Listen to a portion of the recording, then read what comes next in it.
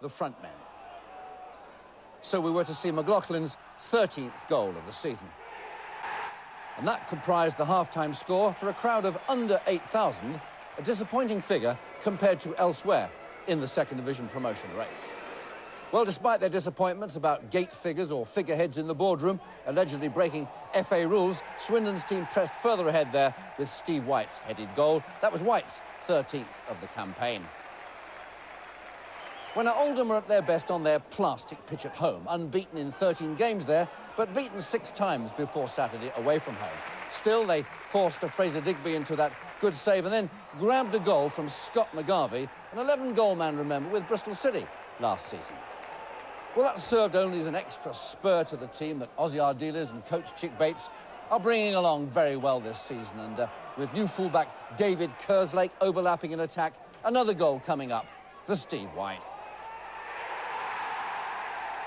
Well, the home crowd could know now that that should be 3 points nicely sewn up. But there was just a slight tear in the home record still to come with the second Oldham goal from Neil Adams. But overall, the performance and the final score was a good one by Swindon, and it certainly lifted them to third in their table, and their 7,000 faithful. As Town discovered, the Oldham defence, as sound and as solid as you'll find anywhere, are experts at the offside trap, and it took Swindon time to figure a way round it, or rather over it. White and Shearer desperately close to a goal here. Once they'd found a break at the back, there was no stopping Swindon. Jones laid on the first for Alan McLoughlin to finish in style.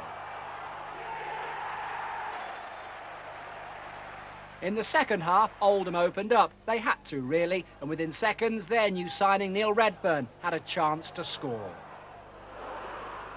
Swindon's reply was spot on. A short corner, a Steve Foley backheader, and Steve White was ideally placed to make it 2-0. And it was nearly 3 from another Tommy Jones corner. The Oldham defence struggled to clear the ball, and when they did, it only landed on the shooting boot of Ross McLaren.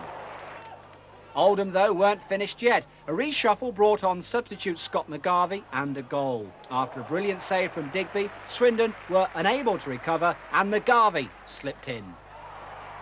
It was close then, and here's where Swindon escaped by the skin of their teeth. McGarvey again, but this time the bar beat him.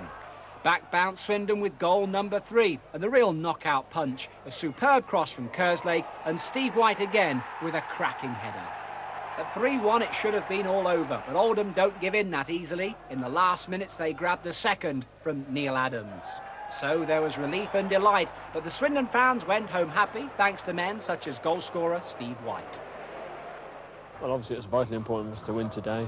We've leapfrogged above them into 3rd place now, 43 points, and it was important to bounce back after last week's cup defeat. And 2 more goals for Steve White. Take us through them. First one. Yeah, the first one, I think Steve Foley flicked it on from the near post. It looped right over the back. I only had to touch it. I was just in the right place at the right time. Second one, Dave Kerslake made a great run down the right and he put over a fantastic ball. And I put it back where it came from, which was quite pleasing, the second goal. As the manager said, it's very important for us to win today, psychologically as well. So if we can keep going now and stay in the top 6 for the rest of the season, I don't think it's beyond us at all. And here's a full check on the Swindon scorecard. Steve White has now got 14 goals this season. And here's a grand sight, the top of the 2nd division. It's nearly 30 years since Swindon have been as high as this.